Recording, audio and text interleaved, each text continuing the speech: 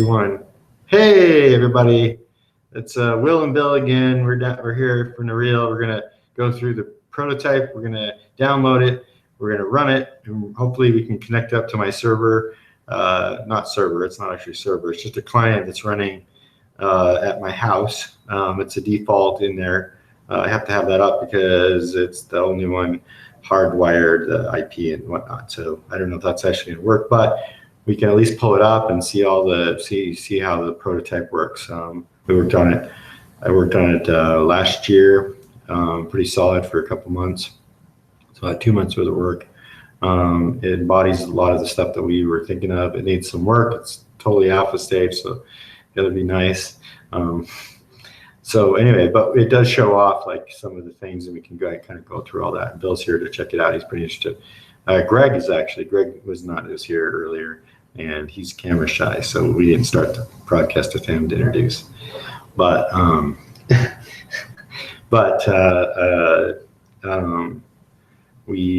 let's just jump right into it. I'm going to do a screen share. Oh wait, you had some questions about what we're doing here, but maybe just watching it. I'm here to just watch. Yeah, I'm here to watch. So all right, so I'll try to explain it as I go. And Bill, if you have any questions, anybody else can jump into in the group here. Hopefully we get some more people jumping in here, checking it out. Otherwise, just hopefully you can watch it after. All right, so I'm going to screen share here. So this is a totally new computer that doesn't have it on or anything. We're going to go through from start to beginning, start to end, and hopefully get to end.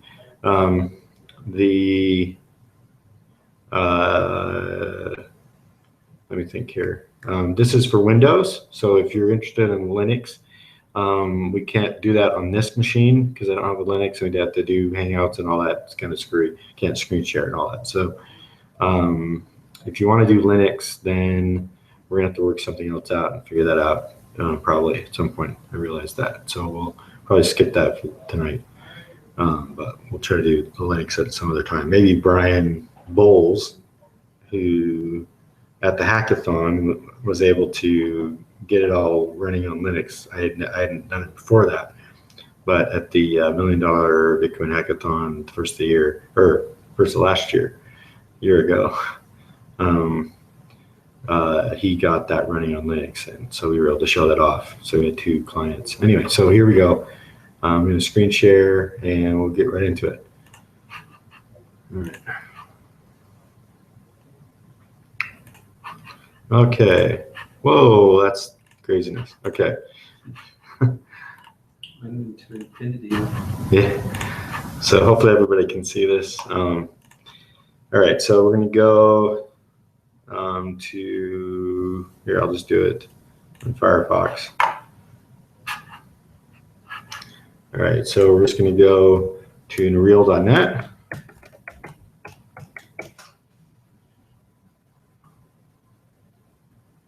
Right, and we can scroll down and not watch the video, but if you haven't joined the community, just click on this and join our community.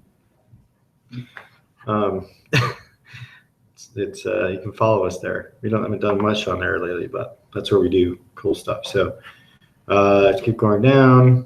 The source code, that's where you'll download the source code. Let's just take a look at that really quick. This is when you talk about open source. This is what open source is about. On GitHub, we have Neureal, and you can download NuCoin, Neo4j, and Neo4j Core, and compile all this stuff yourself. So the architecture is we have NuCoin, which is the C++, as you can see here. It's the coin core, the actual coin blockchain part, and then New is Java. I know it says CSS here, but it's actually Java. It's a Java GUI, so it's a GUI front end to the back end of blockchain. And then these are just some helper stuff that I did for integrating between the NuCoin and the New. So those are the 2 different parts. But the app, when we download Windows, will just be one piece that you see, which is New. It'll be this New. That's just the old name that we had. So that's the software. So this is the open source code, so you can actually look at it. So if you click on NuCoin, you can see all the code here. We won't go into that. We did that on a different hangout. We won't go into that, but you can see the code. It's all there. You can compile from this. There's Brian Bowles to the commit. All right, then we have here's the new code for that. Got coffee. All right, so that's where it comes from. And you can find that under source code. Now let's go to the prototype and actually download and get it running. So Windows, download and unzip the folder, and then run Neureal start.bat. Okay, so far prototype's tested on Windows 7 and 8.1. Now 10, it's been tested. Well, we're on 10, so we'll see if we could add 10 in there. The question is, do we have the latest JRE needs to be installed? So let's check that out. See if we have JRE. So we're going to look at control panel, programs, and programs and features. So we're looking for Java, EFG, Java. We have Java 8 update 65, and that should be good. So that is the latest. So we are good. Awesome. Okay, so we don't have to worry about that. Okay, now we just click on Neureal Prototype, and hopefully this works, and we download. There you go, save file. So we're going to save it to the desktop. Let's have it set up here, and here we have it here. Open that up, and we have Neureal start.bat. We have our Java, we have our NewCoin-D. So NewCoin is the base, that's the Bitcoin blockchain part, and this is the GUI for what's the jar.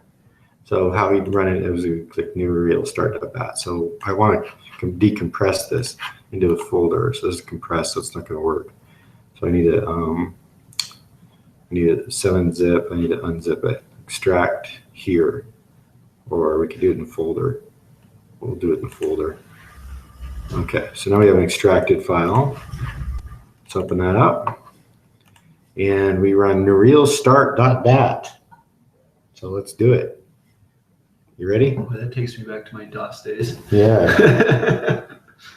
So this isn't completely, but it should work. Okay, here we go.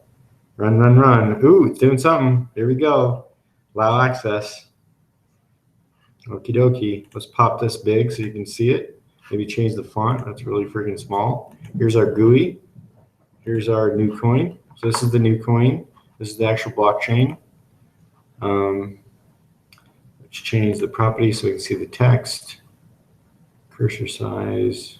I don't know what that means. Font. Let's bump that up to 24. Let's see what we get. Ooh, that's big. Hopefully everybody can see that. It should be easy to see. Okay, let's start at the top here. We have NewCoin version, blah, blah, blah, default directory, roaming, setting all the stuff. It's doing a bunch of crap here. This is the whole command line, blah, blah, blah, that developers understand and no one else. That's right, the secret. Secret. It's secret. You have blocks and chains and key pools and threads and miners and all sorts of stuff. So, okay, so what we're going to do is jump over to the user, or the most people enjoyable. Anyway, this just needs to be running. You can see any kind of errors that maybe pop up here. It's trying to connect to my house. Connection timeout, that's a problem. So that may be an issue because it is doing a timeout. So I don't know if it's actually connected or not. Okay, so we'll go back to here. All right, so let's go through the client here. Check out everything. We want to look at the log first. So just to see, you guys don't have to, but I need to, just to see if we got connected to this, which is to the coin, the blockchain part. Okay, response result version. Looks like it worked. Yeah, we got some information here. So it was able to get the wallet address, the address of the wallet, which is good. Get account address. So that's our actual local address. It's like a Bitcoin address. So you use Bitcoin. All right. So let's look at the wallet. That's the first part. Let's hit update here. And you notice down at the bottom that every time we hit update, it runs the get account address and get info. And since we don't have any coin or anything, it's not going to do it. So it's not going to show us any coin here. So I would have to send a new coin from another wallet that had it to this wallet for it to have coin. And so that's what we did. That's what you usually have to do. So when you jump in, you have to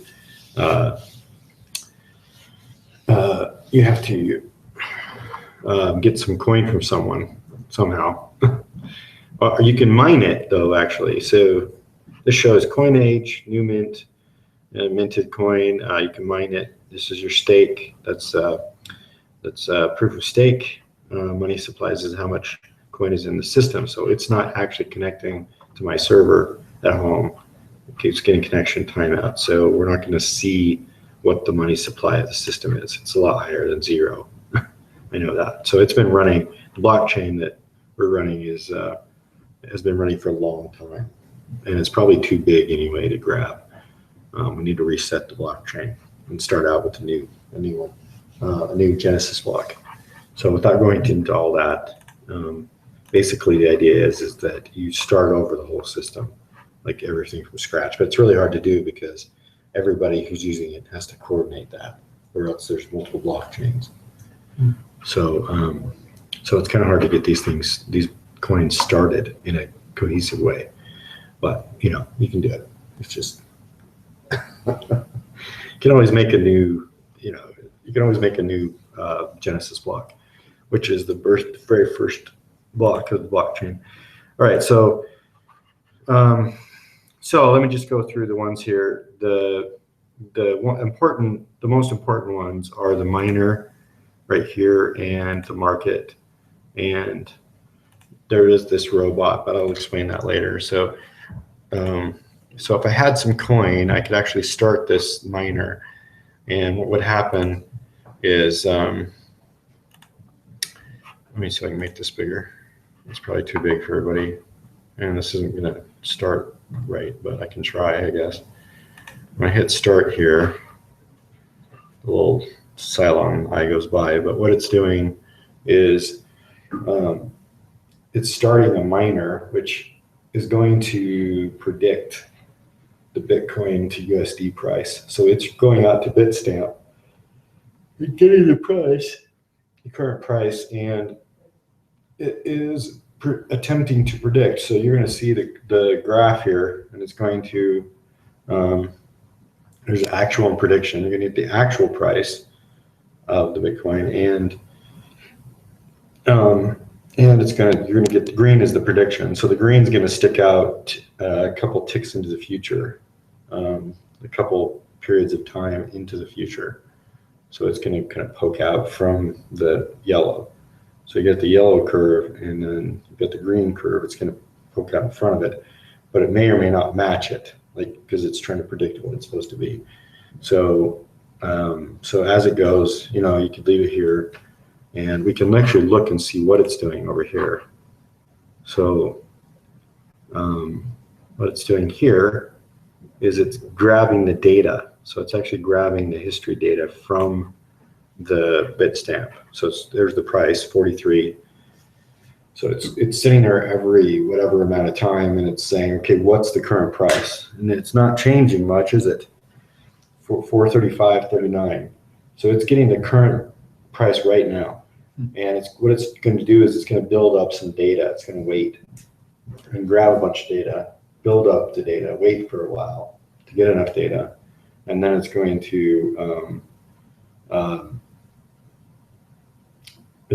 start predicting at that point. So it needs to get, I don't know how many, I have it set to get like 50 or something like that. I don't know, 50 times or something. I don't know how many. It could be a while. but it'll start predicting that. So this is the AI side of it. And this is an example of an AI algorithm that is, it's actually a Jordan, it's called a Jordan network, and it's a recurrent neural network. And it's a very simple, not very powerful one, but it's going to take it a while. But the thing about the data, these things, is unless you're doing like super high frequency trading, you can let it like crunch, time wise, as far as like you can leave it for like a couple minutes or whatever for it to crunch, right? Anyway, so anybody who's doing, any kind of big data stuff or analytics or whatever is going to understand this part and how this works really well. So this is just a kind of cheesy example. It's the code I used is based on this guy. Yeah, I've got the books right over there. It's Heaton. Let me go grab him. Jeff Heaton. So this is a book that you can read. He's got his library here. This is an example. You can't see it, but let me go ahead and switch this back. Stop sharing my screen.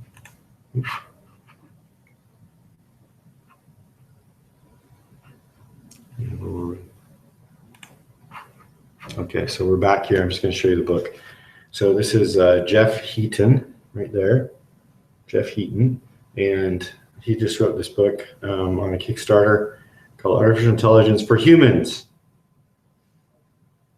Who's the human in this picture? Who's the human? Okay. I know. Volume 3, Deep Learning and Neural Networks. So this is a pretty good introduction. It's got a lot of stuff, but it's not terrible. It's got some pictures. If you really want to jump in and get some understanding of the core things of the AI stuff, this is a really good, pretty good one. It's really up to date, relatively a good introduction. So anyway, just thought I'd plug that for a minute. And that's the code I was using I'm using his libraries and stuff for the neural network in this particular demo. This particular prototype. So I'm going to switch back to screen share and go through the rest of the stuff there. All right, here we go. All right, so it's just grabbing data still. Let's look back at the miner. No graph points. Give that some time. Okay, so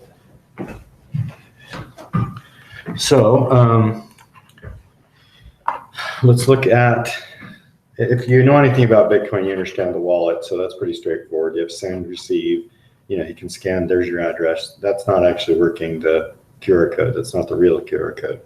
You have to get the actual address here, but that's your public address. Let's see, you have to hit the update button though to get it updated. It doesn't automatically update, so you have to hit update, and that sends the thing. You can send the coin with this to someone else on the network.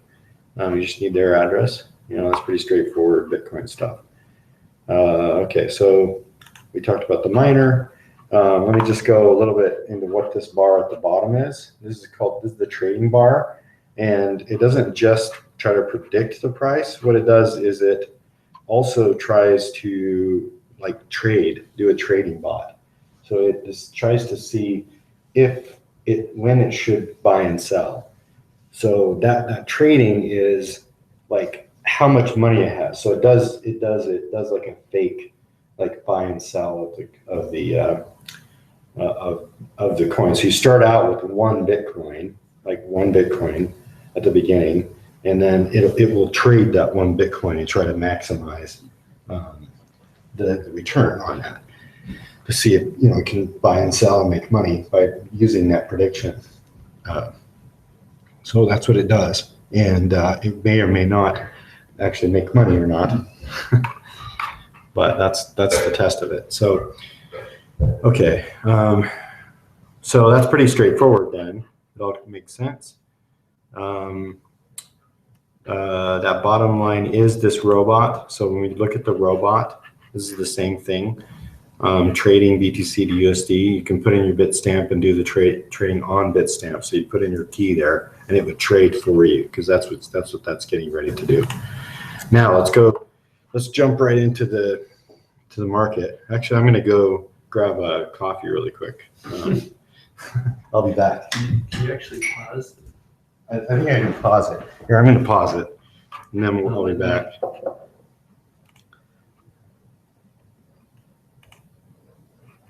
Okay.